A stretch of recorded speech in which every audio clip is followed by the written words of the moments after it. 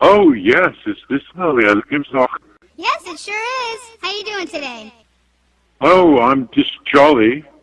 Okay, this is Halloweenie Roast from the Sneeze. Oh, yes, and how did you get your name, Halloweenie Roast? Well, part of a musical group called the Klimzach. We were actually in your audience at the TCC Music Hall in Tucson when you were playing there in 2000. And I was... Oh, I can... Go ahead. I can hardly remember. Which date was... Oh, it was Tucson, I see. What year was that? It was 2000. It was in October. I see. That's a long time ago. Yeah, I'm just getting the levels here, so just give me a moment here. 1 second, a little bit down. Woo, woo, woo, woo, woo. There we go. Okay. Was that the highway? Is that the highway patrol? Yeah, it probably was. Okay, anyway, yeah, so you can check us out at the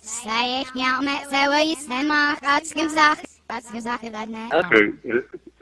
M-I-K, C-E-Y? No, it's... Like Mickey Mouse? No,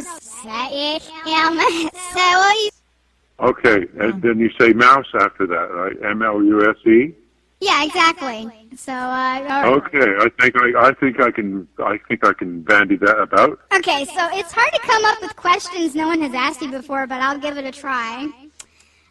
First... Right then. First, some silly, nasty questions, and then we'll get to the good ones, okay? Right, okay, shoot. Okay, alright. Is standing on 1 foot fun for you, or do you do it just for a gimmick? Oh, it's definitely a gimmick. But I have fun with my gimmicks, you see. Uh-huh. Nice, okay. Do you believe there are such things as gnomes, trolls, elves, and or fairy folk, and have you ever met any of them? Oh, absolutely. I believe in them. No, I haven't met any personally, but I believe in that. Okay. What was the significance of the Heavy Horses album in the days of disco and punk, and why is it unique for you? Oh, well, we were just trying to do some sort of rock and roll in the midst of all the terribleness of I can't explain it, you know. It was happening in the late 70s was just very, very boring, you know. Oh, I see. Okay. Well, yeah, so we were trying to do something exciting, but it didn't work. Oh, well, it's a good album nonetheless. I mean, you got yourself. Yeah, it was full of horse-ish, really. Okay. All right, next question. You seem to be able to handle being on tour for what appears to be years at a time. Is performance a means of exercise, or do you really enjoy it?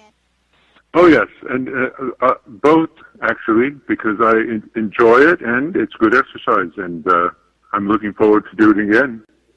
All right. Do you believe in reincarnation, and do you think it's possible that somehow you were reincarnated from a previous minstrel? No, but I am reincarnated from carnation milk. Okay, what an answer. Okay. Is your short pinky useful when playing flute solos, or is it an encumbrance? Oh, no, it comes in quite handy. Really? Yes, I can play many frills and trills quite easily with my short pinky. It comes in quite handy. Okay, sounds good. Do you consider yourself a storyteller? As a what? A storyteller? Oh, a storyteller. Well, no. Actually, I spin yarns, but that's not quite the same thing, is it? Yeah, well, I don't, depends on your, perspective, I suppose. Perhaps we can call me a yarn spinner. Okay, alright. Where do you draw your inspiration from for your writing, not just sitting on a park bench? Well, actually, Martin was my inspiration while we were sitting on the park bench. He was sometimes he was smoking a joint, and we would just watch the sun come up, and then he would say, "Well, that looks actually kind of weird," and so I would say, "Yes, that's weird." So and we would come up with ideas that way. So Martin was my inspiration. I see. Well, are there any plans to write an autobiography? Oh, not at the moment, but Probably soon. Probably in the next 10 years when I'm 82. Oh, I see. Okay. All right. Now for the good questions. Were you personal friends with any? Oh, Go ahead. you have good questions. Yeah, these are the good ones. Oh, the good ones. Okay. Yes. Okay. Were you personal friends with any of the Beatles? Yes, Paul McCartney came over my house one night and said, "Oh, he's good." What was good? Well, he thought I was good because I could play the flute, you know. Oh, I see. So he just said he's good and nothing else? Yeah, and he invited me down to the studio, and they listened to me play the flute for about 2 minutes, and then that was about it.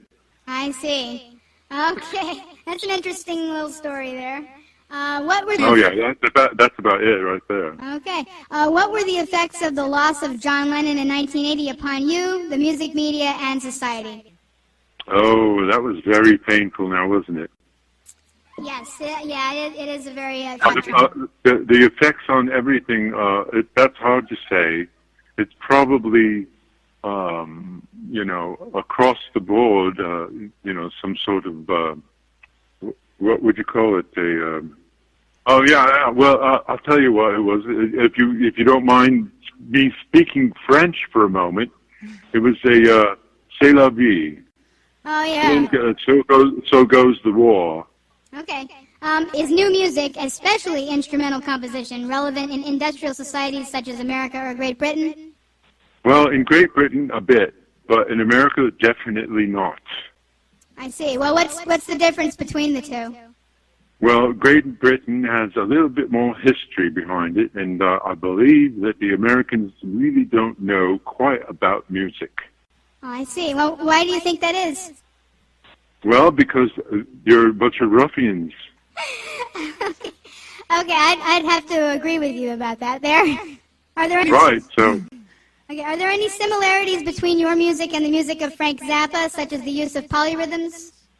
Well, if you're talking about polyrhythms, definitely. But otherwise, his music stinks, compared to mine.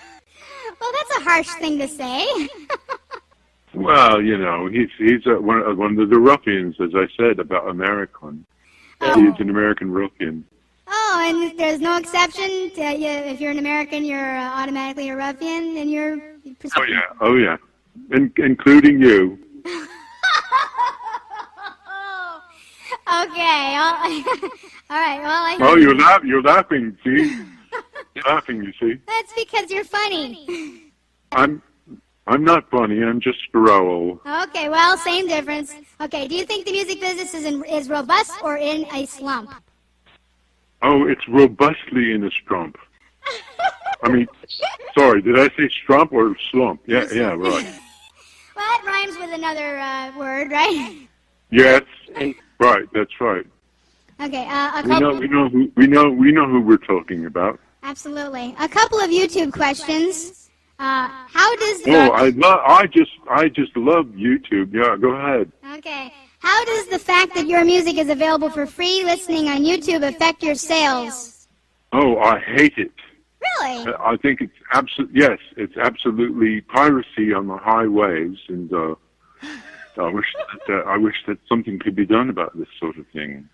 Well, could YouTube ever be converted to a customer pay-per-view with some sort of profit-sharing deal for musical artists, do you think? It would certainly be a good idea, but I don't think anyone's going to do it. I see. Okay. Is the current U.S. administration good or bad for international economic relations, and why? Bad, because they're screwing it all up. They're making everyone paranoid. But never mind. Who am I to say?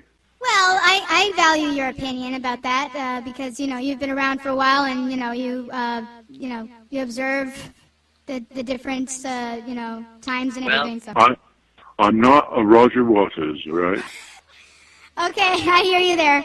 All right. A dual philosophical question. A lot of pop stars have passed away in recent years. Is there a life after death, and what would it be like? Oh, definitely. What would it be like? Let's see. Infinite space. Infinite space. That's an interesting. Infinite space, yeah. That's an interesting perspective there. I don't think I've heard anyone else describe it quite like that. I might write a new album called Infinite Space. That would be. Oh, that's definitely a good idea. Okay. Yeah, it would be just with flute solos all the way through. I see. Okay. What will life be like after Toll with your music? Life after Toll? Infinite space. Okay. All right. One more question. Did you ever get to jam with Jimi Hendrix? No. I got to listen to him. I was in the recording studio next door to him, and I heard his feedback coming through the wall. And that was about as close as I got. Oh, I see. So you never actually got to shake his hand or have a tea? Or... No. I got to watch his ass as he was leaving. Okay, well, I'm all out of questions now, and it's been a really interesting interview, and you got to get going because you have other stuff to do, I know. Oh, that was loads of fun. Well, I'm glad you had fun, man. We're trying to, keep it short. I was hoping you had more questions. Yeah, well, I'm plumb out. We could just chatter on about this and that if you want, but I don't think it's a good idea because you're going to run out of money, you know. Right, that's right. Okay, so we have to get going then. That's right. So you go ahead and thank you very much for a great interview. Happy St. Patrick's Day, by the way. Oh yes, and I'm going to have a nice lager and some chili and stuff. Chili chutney. All right, some hot chili peppers in there, I'm sure. Oh yeah. Yep. All right, and so thank you again, and we'll be looking forward to seeing you come to Phoenix and Co-America, Theater. Yes. Okay. I'll be doing my best, and cheers and pip pip. All right, thank you very much, Ian. Be seeing you. Goodbye. Bye bye.